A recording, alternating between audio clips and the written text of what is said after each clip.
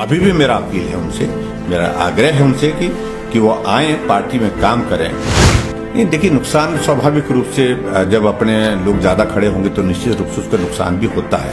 हमारी मंशा अगर नहीं होती धर्मशाला को स्मार्ट सिटी तो स्वाभाविक रूप से ये इसकी स्वीकृति ही नहीं होती। हिमाचल प्रदेश के नंबर 1 HT टीवी चैनल में आपका स्वागत है। नगर निगम चुनावों की सरगर्मियां बहुत तेज हो रही हैं और 2022 में आने वाले चुनावों से पहले जो इसे है सेमीफाइनल की तरह देखा जा रहा है। इसी सिलसिले में सूबे के लोकप्रिय मुख्यमंत्री जयराम ठाकुर हमारे बीच में मौजूद हैं। सर, पहले तो आपका बहुत बहुत स्वागत है। थैंक यू जी। तो शुरू करते हैं महोदय। मुख्यमंत्री साहब, जैसे कि आप जानते हैं कि नगर निगम चुनाव होने जा रहे हैं और आप ये भी अच्छी तरह से इस तरह से वाकिफ हैं कि 15 बागी छोटे बड़े जो भाजपा से हैं और भाजपा की तरफ से टिकट नहीं दी गई है आपके भाजपा के कार्यकर्ताओं को, जो कि बहुत समय से कार्यकर्ता रहे हैं और उन्हें एक तरह से दरकिनार करके रखा गया है।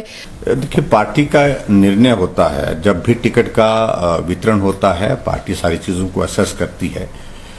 ठीक है, कठिनाई होती है, 20 लोग अप्लाई करते हैं, 20 लोग चुनाव लड़ना चाहते हैं, उसमें से किसी एक के नाम पर जो है वो सहमति बनती है और निर्णय होता है। ऐसे में होना तो ये चाहिए कि अगर वो पार्टी के समर्पित कार्यकर्ता हैं तो उनको पार्टी के काम करने के लिए जो है वो सारी बातों को छोड़ करके लगना चाहिए। अभी भी मेरा अपील है उनसे, मेरा आग्रह है उनसे कि वो आए, पार्टी में काम करें। कोई बात नहीं, चुनाव लड़ने के लिए नॉमिनेशन फाइल कर दिया है और नॉमिनेशन फाइल करने के बावजूद भी वो सहयोग अगर उनको पार्टी के लिए मन का है तो वो आ सकते हैं, वो बस अपनी अपील कर सकते हैं लोगों के बीच में कि मैं भारतीय जनता पार्टी का कार्यकर्ता हूं, भारतीय जनता पार्टी के विरोध में मैं चुनाव नहीं लड़ना चाहता हूं और इसलिए मैं अपना समर्थन जो है इस कैंडिडेट को दे सकता हूं। ऐसा एक बार नहीं अनेक बार हुआ है। लेकिन फिर भी हिमाचल प्रदेश में जहां कॉरपोरेशन के चुनाव में टिकट जिनको दिए गए हैं वो लोग पार्टी के समर्पित कार्यकर्ता हैं, वो लगे हैं, डटे हैं और सारा नेतृत्व पार्टी के सिंबल के साथ जो है चुनाव प्रचार में काम कर रहा है। सर, क्या लगता है कितना जो है नुकसान भाजपा को अंदर खाते होने वाला है? नहीं देखिए, नुकसान स्वाभाविक रूप से जब अपने लोग ज्यादा खड़े होंगे तो निश्चित रूप से उसका नुकसान भी होता है। लेकिन मैं अभी भी उम्मीद करता हूं हम भरपाई कर लेंगे और धर्मशाला के इस चुनाव में फिर भारतीय जनता पार्टी की जीत होगी, ऐसा मुझे पूरा भरोसा है। मुख्यमंत्री साहब, विपक्षियों का कहना है कि जो टिकट आवंटन की बात है उसमें सांसद और विधायक जो हैं हमारे स्थानीय, उसमें तालमेल कुछ सही नहीं बैठा है।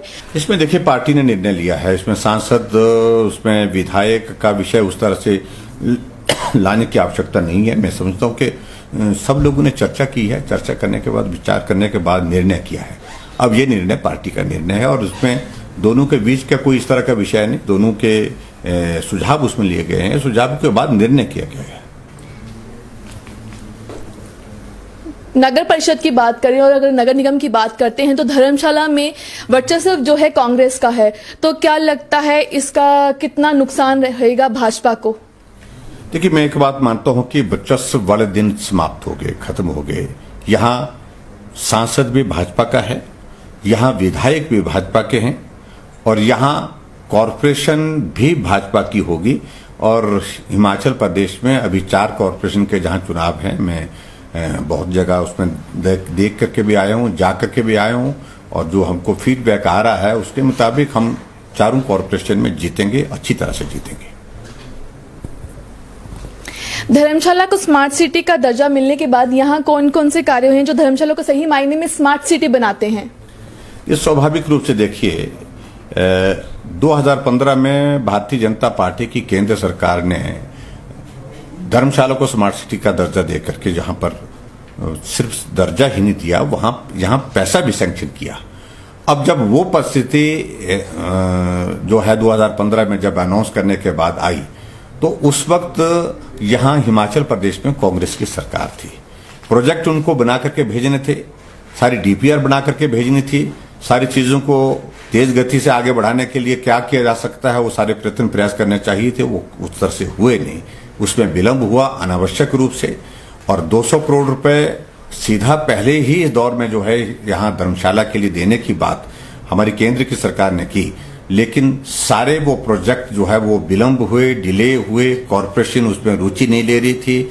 और अब हम इस बात को कह सकते हैं कि बहुत सारे प्रोजेक्ट्स जो है वो, जिसमें पार्किंग है, जिसमें पार्क्स हैं, जिसमें लाइट्स लगनी है, जो स्ट्रीट लाइट्स लगनी है, जिसमें जो है वो सीवरेज की व्यवस्था है, उसके बाद सीवरेज के साथ साथ में सौंदर्यीकरण के लिए, ब्यूटिफिकेशन के लिए और सारी चीजें हैं, गलियों को पक्का करना, रास्तों को चौड़ा करना, सड़कों को चौड़ा करना, पक्का करना, ये सारी चीजें उसमें शामिल हैं।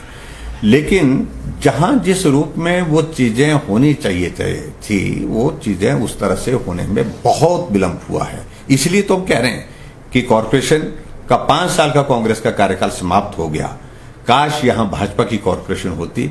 आज जिन चीजों के लिए, जहां मैंने आज से काफी साल पहले जो है, 1.5 साल पहले लगभग जो है, यहां धर्मशाला में 150 करोड़ के शिलान्यास किए थे, आज वो जमीन पर बन करके दिखते हैं, लेकिन वो नहीं दिख रहे हैं। अभी भी उस पर वक्त लग रहा है। अभी हाल ही में हमने जो है 100 करोड़ के और शिलान्यास यहाँ पर धर्मशाला में किए हैं, विभिन्न स्कीमों के, जिसमें वाटर सप्लाई स्कीम है, जिसमें बहुत सारा जो है धर्मशाला के जो मेजर प्रोजेक्ट्स हैं उसमें शामिल है। तो वो काम भी हमने टेंडर और सारी इसकी प्रक्रिया पूर्ण करने के बाद मैं उम्मीद करता हूं कि 1 साल के अंदर बनकर के तैयार हो जाएंगे। और उसके बाद जब वो उद्घाटन करेंगे तो लोगों को लगेगा कि स्मार्ट सिटी का मतलब ये होता है। भाजपा ही कहते हैं कि नगर निगम का जो बजट है वो कांग्रेस नहीं खत्म कर पाई है, और कांग्रेस जो है वो कहती है कि शिमला में जाके स्कीमें जो है वो अड़ जाती हैं। देखिए, बिल्कुल अनावश्यक सारा विलंब, सारा डिले और स्लो अगर हुआ है तो यहाँ कॉरपोरेशन के स्तर पर हुआ है, और जिसकी जिम्मेवारी उनको माननी चाहिए। और उनको धर्मशाला की जनता से इस बात के लिए माफी मांगनी चाहिए कि वो अपनी 5 वर्ष के टेन्योर में डिलीवर नहीं कर पाए। और ऐसी सूरत में अनावश्यक रूप से इस बात को आगे इस तरह से करने का कोई अभिप्राय नहीं है। अगर हमारी मंशा अगर नहीं होती धर्मशाला को स्मार्ट सिटी तो स्वाभाविक रूप से ये इसकी स्वीकृति ही नहीं होती। आदरणीय प्रधानमंत्री नरेंद्र भाई मोदी जी ने खुले मन से, कौन वहां पर सरकार है, क्या वहां पर परिस्थितियां हैं, इन सारी चीजों को छोड़ करके हिमाचल के साथ उनका स्नेह है, प्यार है। उनने कहा कि हिमाचल को एक स्मार्ट सिटी मिलनी चाहिए, धर्मशाला से शुरुआत की। और धर्मशाला से शुरुआत करने के बाद आज ये प्रोजेक्ट डिले हुए हैं, विलंब हुए हैं और नहीं हुए हैं, तो उसके लिए सिर्फ कॉरपोरेशन ही जिम्मेवार है, जिसको उनको स्वीकार करना चाहिए। बचे हुए 2 साल के कार्यकाल को सर आप कैसे देखते हैं? इन 2 सालों में जो प्रदेश के विकास में कौन कौन से मील पत्थर तय किए जाएंगे? देखिए, अभी 3 साल का कार्यकाल, 3.25 साल का कार्यकाल हमारा पूरा हुआ, और स्वाभाविक रूप से इस बात को सब लोग जानते हैं कि इस 3.25 साल के कार्यकाल में 1 साल तो कोरोना की, कोविड के भेंट चढ़ गया। हम काम नहीं कर पाए। ठीक है, थोड़ा बहुत हमने काम किया, हालांकि मैं इस बात को कह सकता हूं कोविड के संकट के बावजूद भी हमने हिमाचल प्रदेश में बहुत सारे डेवलपमेंट के काम किए। 3,500 करोड़ रुपए के इनॉग्रेशन एंड फाउंडेशन स्टोन मैंने कोविड के दौरान भी किए। लेकिन फिर भी मैं ये जरूर कहना चाहता हूं कि आने वाले समय में भी हिमाचल प्रदेश में जो हमारे मेजर प्रोजेक्ट्स हैं, उनको हम अमली जामा देने की कोशिश कर रहे हैं, जिसमें हमारा हिमाचल प्रदेश का जो है वो एक विजन दिखता है, जिसमें एयरपोर्ट की बात है, एयरपोर्ट के बाद ये स्मार्ट सिटी की कंप्लीशन की बात है। जैसे हमारे यहाँ पर धर्मशाला से मकलोडगंज के लिए जो है वो जो यहाँ जिस प्रोजेक्ट को हमने बहुत कई सालों से हमने देखा कि भाई रोपवे का प्रोजेक्ट जो हमारा वो जान चला है, रोपवे का प्रोजेक्ट काफी लंबे समय से पेंडिंग है, उसको हमने तय किया है कि मई के महीने में उसको पूरा करेंगे उसको। और इसी तरह से अलग से बहुत सारे प्रोजेक्ट्स हैं हिमाचल प्रदेश में। हमारा फोकस रहेगा, जो अगर 1 साल के कार्यकाल में कोविड के कारण जो हम काम नहीं कर पाए हैं, डिले हुए हैं, हमारे प्रोजेक्ट्स स्लो हुए हैं, उनको गति दे करके आने वाले समय में तेज गति से आगे बढ़ाएंगे। और हिमाचल प्रदेश की डेवलपमेंट का एक टारगेट जो हमारे सामने, उसको निश्चित रूप से हम अचीव करेंगे। सेंट्रल यूनिवर्सिटी की पूर्ण सौगात सर जिला कांगड़ा को कब मिलने वाली है? देखिए, अब मुझे लगता है कि अब उसमें सारी बाधाएं समाप्त हैं। देहरा में जमीन की कुछ एक औपचारिकता रहती थी, वो सारी फॉर्मेलिटीज सारी क्लियर हो गई।